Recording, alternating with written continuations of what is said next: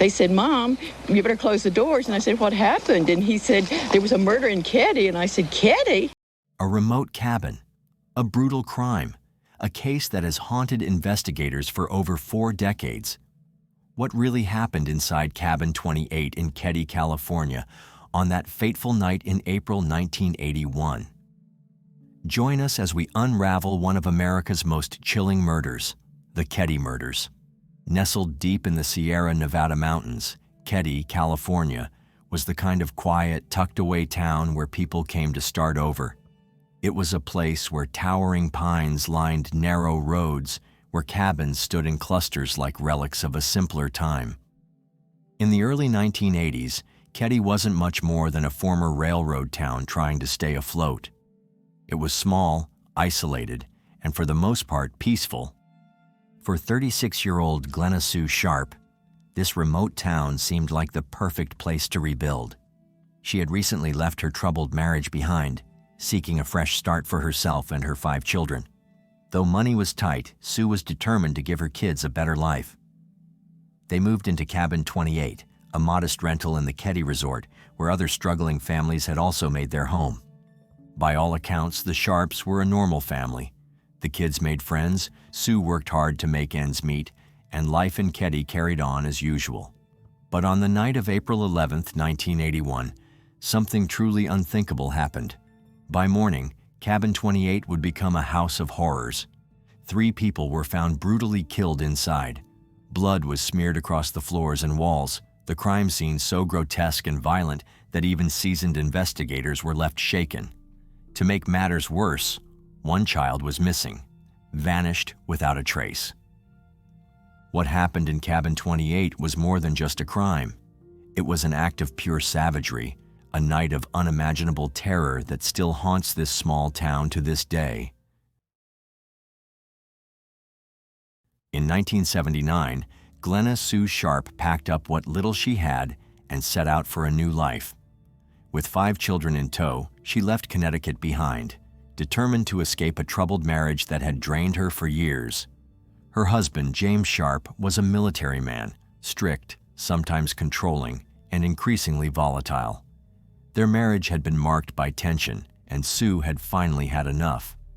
She wanted something better for her children, even if that meant starting from scratch with barely any financial support. Her journey led her across the country, eventually settling in Keddie, California, a tiny, secluded town nestled in the Sierra Nevada mountains.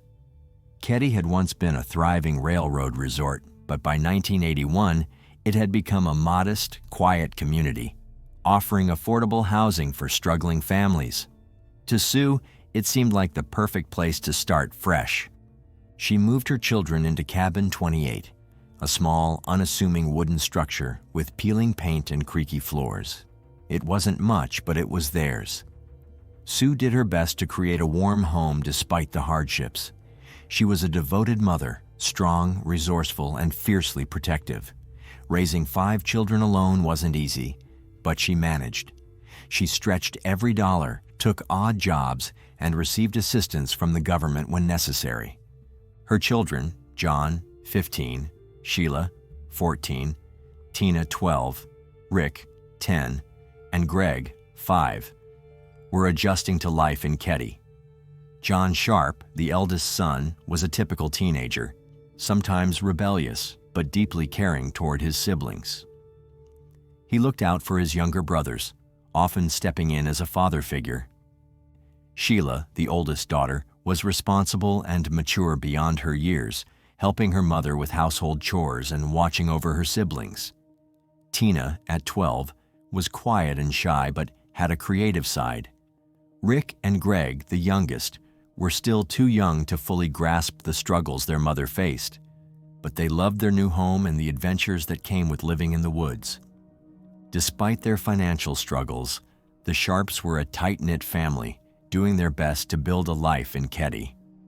The kids made friends in the neighborhood, and Sue had even grown close to some of the other local parents. But beneath the surface, there were warning signs, small, unsettling moments that hinted at something dark approaching. Sue had been receiving unwanted attention from certain men in town, particularly from Martin Smart, a local man with a violent past. He made her uncomfortable, but she brushed it off. After all, she had dealt with worse before. She wasn't the type to let fear control her, but the walls of Cabin 28 would soon witness something far worse than financial hardship or unwanted advances. On the night of April 11th, 1981, the Sharps went about their evening as usual, completely unaware that their home was about to become the scene of one of the most brutal and perplexing crimes in American history. At 7:45 a.m., Sheila Sharp, the eldest daughter, returned home after spending the night at a friend's house. She had no reason to expect anything unusual. In fact, she had been looking forward to a quiet morning, maybe even sneaking in a little extra sleep. But as she pushed open the front door, her world came to a screeching halt. The scene before her was something ripped straight from a nightmare. Her mother, Sue Sharp, lay sprawled on the floor of the small living room, her lifeless body covered in blood. Nearby, her brother John Sharp, just 15 years old, had been killed in a similarly brutal fashion. His best friend, Dana Wingate, 17, lay next to him, equally unrecognizable from the sheer savagery of the attack. And began putting together the details of a grisly crime. Murdered in this cabin were a young mother, Glenda Sue Sharp, her 15-year-old son, John, and a neighbor, 17-year-old Dana Wingate. The living room, once filled with warmth and laughter, was now a grisly crime scene. Blood splattered the walls and pooled on the floor. The furniture had been knocked over in what must have been a violent struggle. The air was thick with the metallic scent of blood, and the silence that hung over the cabin was suffocating. Sheila's breath caught in her throat. She wanted to scream, but the shock had taken hold of her body, rendering her frozen. Her eyes darted across the room, scanning the horror before her, trying to make sense of it.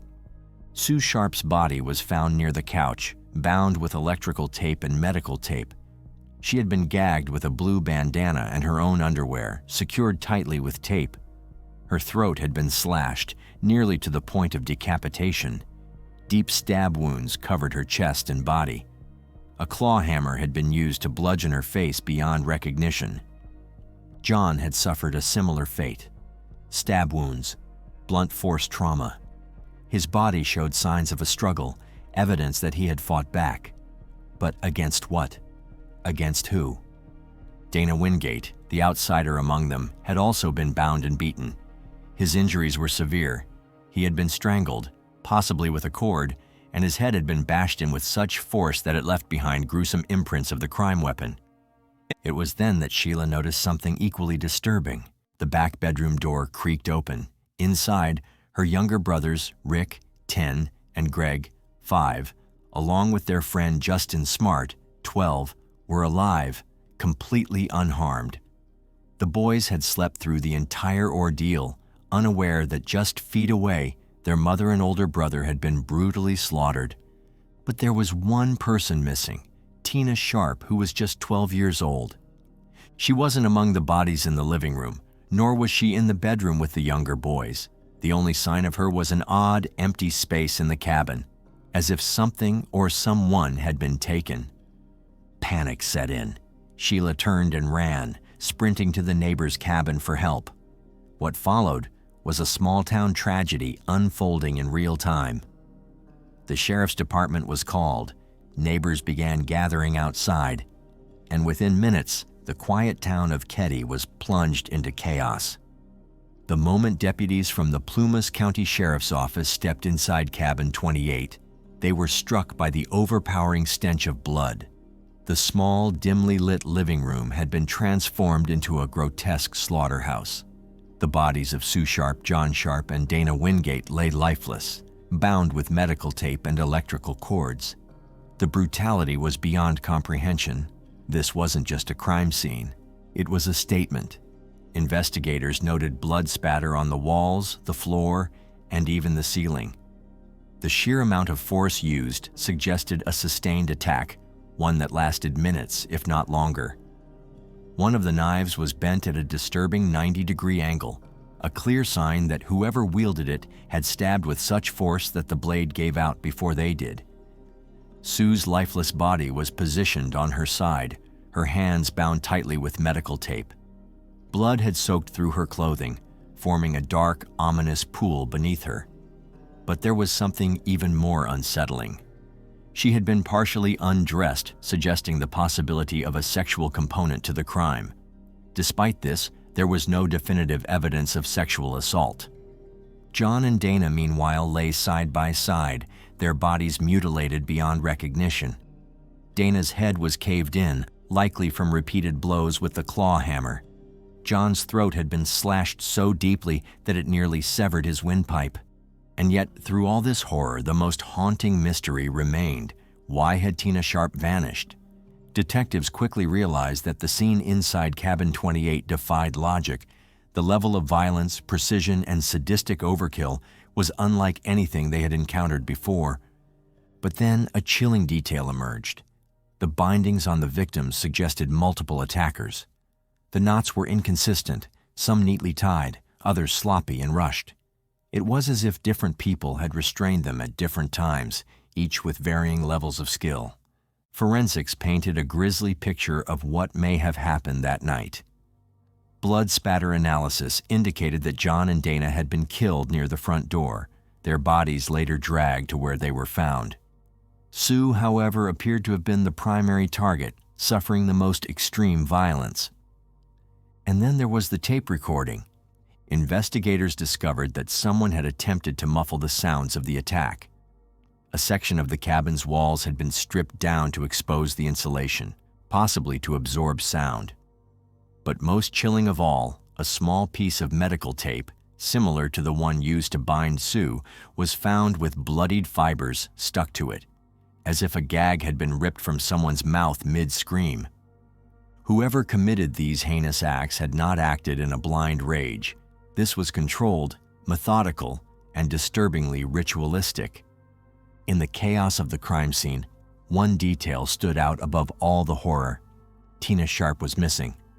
Her small bed in the back room was undisturbed, her belongings untouched. Unlike her brothers, who had been left alive in the house, Tina had been taken. But why?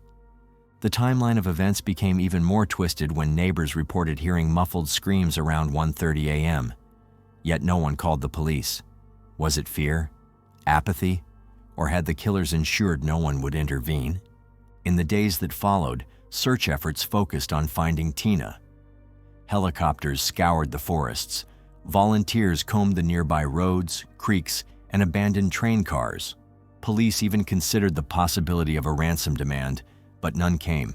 Tina had disappeared without a trace. Forensic evidence hinted that she had been alive when she left the cabin, but for how long?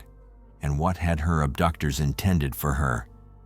The weeks turned to months, then years, until finally, in 1984, investigators received the call that shattered any lingering hope. A skull fragment, along with a decayed blouse, had been found 100 miles away in the Feather Falls area.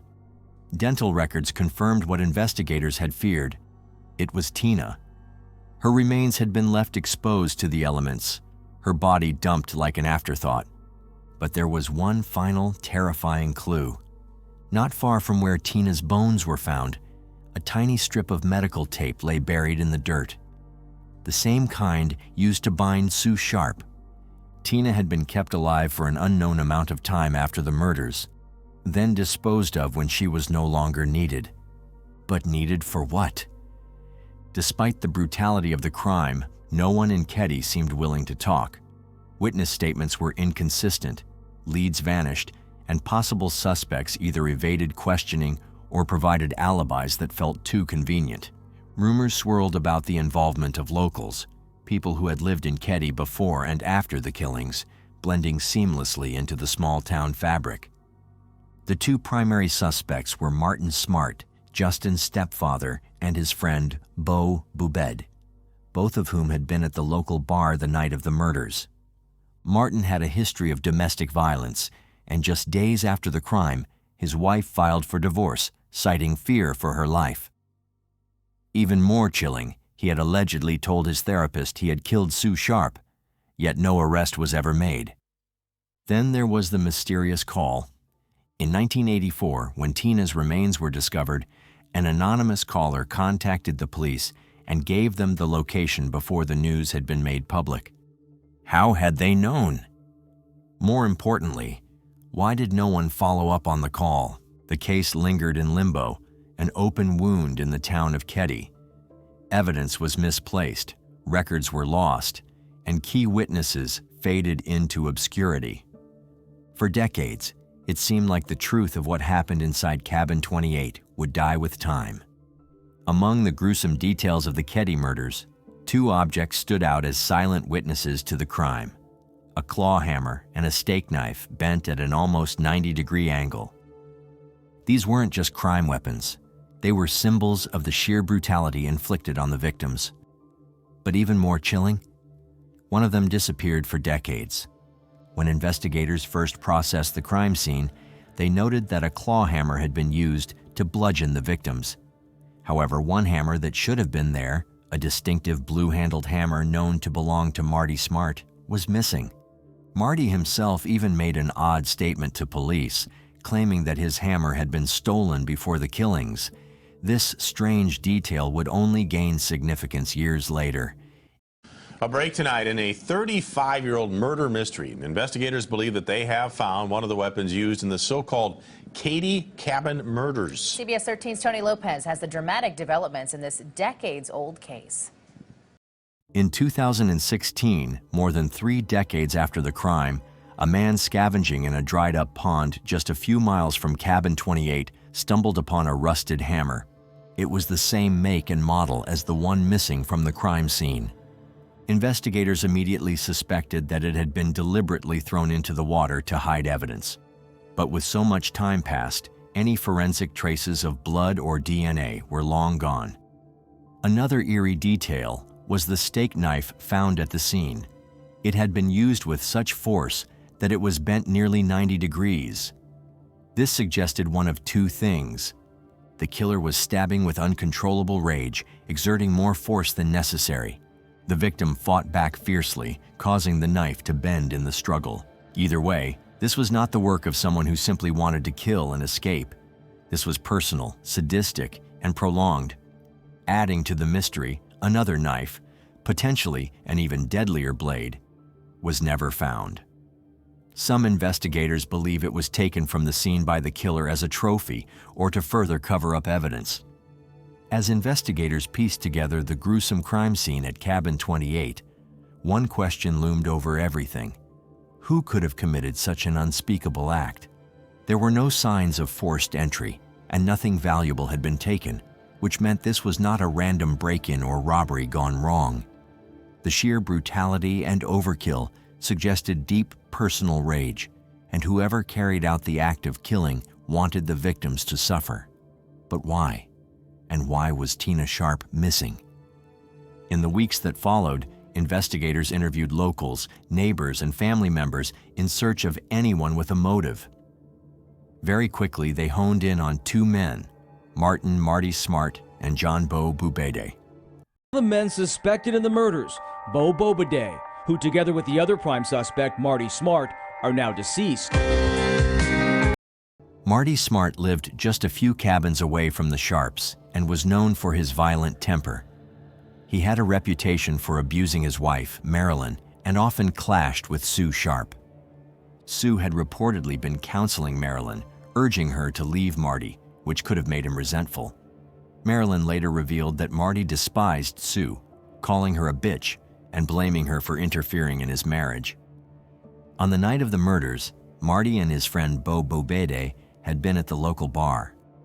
Marty's wife later stated that he came home that night with strange behavior, burning a pair of blood-stained shoes in their fireplace.